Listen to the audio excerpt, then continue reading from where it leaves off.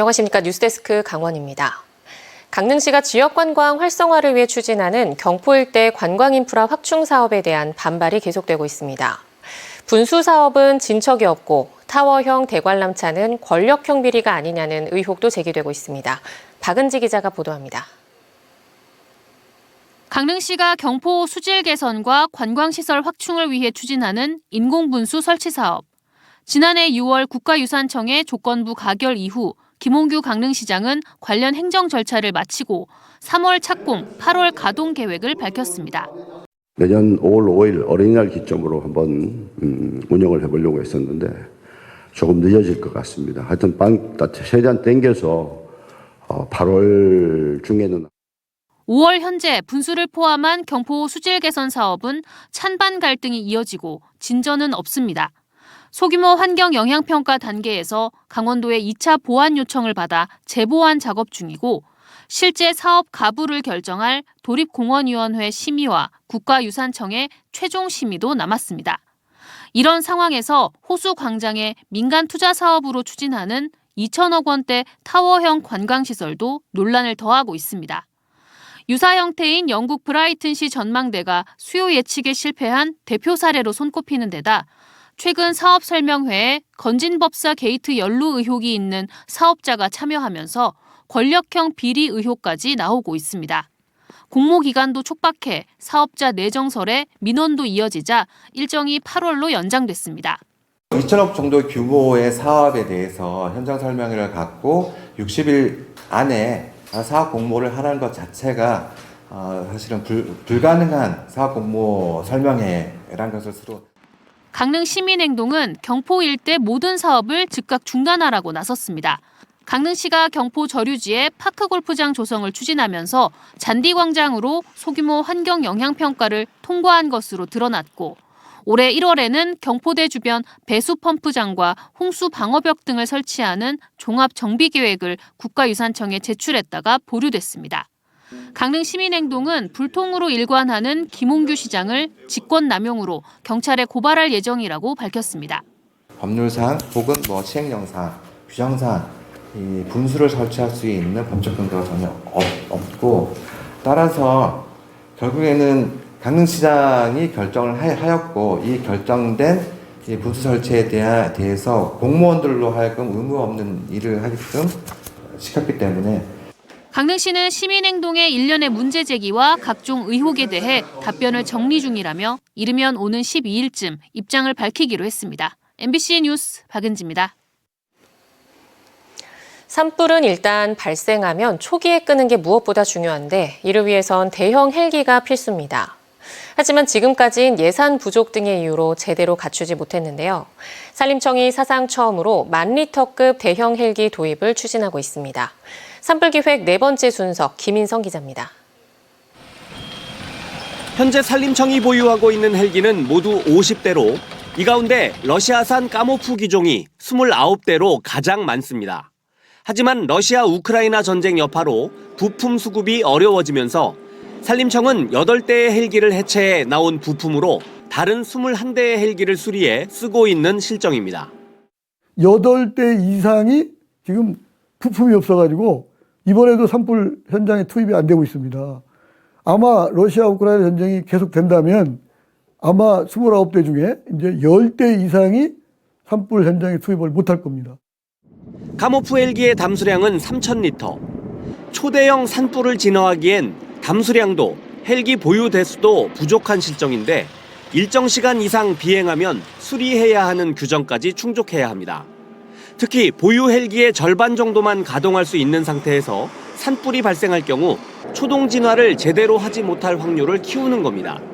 산림청은 미국 에릭슨사로부터 담수량 8,000리터의 대형 헬기 7대를 들여와 원주의 산림항공본부에 2대, 강릉, 안동, 진천, 익산, 울진의 5개 산림항공관리소에 1대씩 배치해 쓰고 있습니다.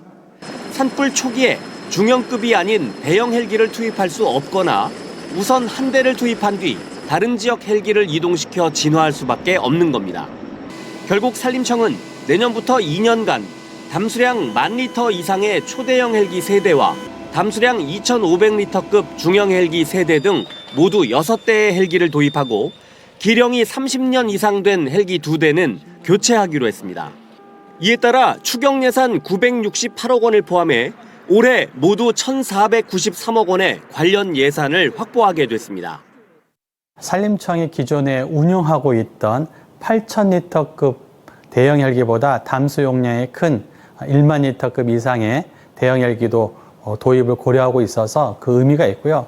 이 대형 헬기를 도입하게 되면 초동 진화에 효과적으로 대응할 수 있을 것으로 판단이 되고, 대형 산불이 발생할 때마다 국내에도 담수량 10,000리터급 이상의 대형 헬기 도입 필요성이 제기되어 왔지만 실제로 도입되는 것은 이번이 처음입니다. 앞으로 대형 헬기가 도입되면 해마다 수백 건씩 발생하는 크고 작은 산불에 대한 초동 진화 능력을 키울 수 있을지 기대를 모으고 있습니다. MBC 뉴스 김인성입니다. 태백 장성광업소는 1년 전 문을 닫았지만 폐갱도에 대한 광해 방지 사업은 아직 시작되지 않았습니다. 지역사회는 폐갱도를 활용해 대체 산업이 유치되기를 원하지만 실제 성사 여부는 불투명합니다. 조규환 기자입니다. 지난 2023년 11월 광해광업공단은 조기 폐광한 태백 장성광업소 갱도를 흘러나오는 물로 채우겠다고 설명했습니다. 바다 표면보다 500m가량 낮은 갱도 끝 지점에서 어느 높이까지 흘러나오는 물로 채울지가 관심이었습니다. 그러나 참석자들은 지역을 지탱해온 탄광 갱도를 물로 채우지 말고 대체 산업을 육성하자며 강하게 반발했습니다. 지역 사회단체와 주민들의 요구는 지금도 변한 게 없습니다. 수모를 해서 광해 복구 사업을 하겠다는 것은 가장 손쉽고 편한 사업입니다. 근데 그것이 가장 큰 위험한 부분이죠. 어디로 물이 터져서 나올지도 모르는데. 태백시도 일부 갱도를 활용한 대체 산업을 검토하고 있습니다. 갱도에 우주산업 연구 기반 시설을 만들어 관련 기업들이 활용하게 만들겠다는 구상입니다. 수직갱도를 활용한 미세중력 구현을 위해서 지금 사업 구상을 하고 있는 단계고요. 그 갱도에 만약에 이제 자연 수몰에서 물이 차게 되면 그 사업은 추진이 될 수 없는 것으로 나타났습니다. 그러나 국내에 비슷한 시설이 없는 데다 갱도의 안전성 등도 담보할 수 없어 태백시는 고민입니다. 정부와 광해광업공단이 장성광업소 갱도에 물을 채우는 것으로 가닥을 잡으면서 지역의 대체 산업 추진에도 차질이 예상되고 있습니다. 정부와 광해광업공단은 현재 광해 복구 사업을 준비하기 위해 시설을 정리하며 갱도를 유지하고 있습니다. 여기에만 한 달에 수억 원의 비용이 드는데 하반기쯤부터는 실제 광해 복구 사업을 시작해야 한다는 입장입니다. 마냥 돈을 써가며 광해 복구 사업을 늦출 수 없다며 태백시의 결단을 기다리고 있습니다. 배수 비용이 막대하게 지금 들어가고 있습니다. 그에 따라 가지고 무한정 저희가 그 배수를 하면서 갱도 활용 방안이 나올 때까지 현 상태를 유지할 수 있기는 어렵고요. 일정 기간이 갱도를 활용해 대체 산업을 추진하려면 수익자 부담 원칙에 따라 비용까지 대야해 태백시의 부담은 더 커지고 있습니다. MBC 뉴스 조규환입니다. 고성 DMZ 평화의 길이 민간에 개방된 지 6년이 지났습니다. 금강산과 해금강이 눈앞에 펼쳐지는 동해 최북단 지역인데요. 코로나19 등 감염병과 군사 긴장 등으로 폐쇄돼 운영에 어려움을 겪던 고성 DMZ 평화의 길 코스 2곳이 올해 전면 개방됐습니다. 이하라 기자가 다녀왔습니다. 철문을 지나자 동해 최북단 고성 DMZ 평화의 길이 시작됩니다. 남방 한계선까지 걷는 A코스는 겨우내 닫혀있다 지난달 29일 다시 문이 열렸습니다. 해안 철책과 지뢰지대 사이의 안전한 통로를 따라 15분가량 걷다 보면 고성 지역 DMZ 시작점에 도착합니다. 이 노란 선이 남방 한계선입니다. 여기서부터 DMZ가 시작되는데요. 이곳에서부터 북한은 차량으로 10분이면 닿을 만큼 가깝습니다. 4km를 이제 공간을 놔둔 거지. 너희 군인과 우리 군인이 가까이 있으면 싸우니까 떨어져라. 이곳부터는 유엔사가 관리하는 구역으로 조금 더 가면 동해안에서 북한으로 갈 수 있는 유일한 길인 금강 통문을 만날 수 있지만 지난 2023년부터 남북 안보 상황 등에 따른 군 당국의 요청으로 평화의 길 A코스는 남방 한계선까지 축소 운영되고 있습니다. 대신 오늘부터 민간인 출입이 엄격히 통제돼 온 안보 요충지 금강산 전망대로 향하는 B코스가 3년 만에 재개방됐습니다. 금강산의 비경, 백두대간의 비경을 다 볼 수 있는 아주 아름다운 곳이죠. 이곳을 걸으면서 우리 남북이 갈려있는 어떤 그 아픔과 그다음에 앞으로의 어떤 통일에 대한 염원. 고성 DMZ 평화의 길은 9.19 남북 군사합의에 따라 지난 2019년 4월 27일 남북 간 군사긴장 완화 노력의 하나로 개방됐습니다. 개방 2달 만에 5천여 명의 관광객을 모으며 탐방 신청 11.4대 1의 경쟁률을 기록했지만 코로나19와 아프리카 돼지열병, 군사긴장 강화 등으로 종종 폐쇄돼 부침을 겪기도 했습니다. 고성군은 지난해 국내 첫 산림이용 지능지구로 지정된 통일전망대와 평화의 길을 중심으로 DMZ 안보관광 활성화에 나선다는 계획입니다. 각종 제한 규정이 좀 풀리면서 향후 저희가 이제 한 240억 정도를 투자해서 아까 DMZ 탐방을 하면서 이제 자생물을 좀 탐방할 수 있는 그런 DMZ 산림 생태지구를 좀 조성할 계획이고요. 최북단 고성 지역이 DMZ와 해양경관, 산림을 융합한 안보관광지로 자리 잡아 각종 규제로 묶였던 지역의 수건을 풀 수 있을지 기대됩니다. MBC 뉴스 이하라입니다. 관세청이 동해세관에서 제4차 마약밀수 특별대책 추진단 회의를 열고 해상 마약 밀수 단속을 강화합니다.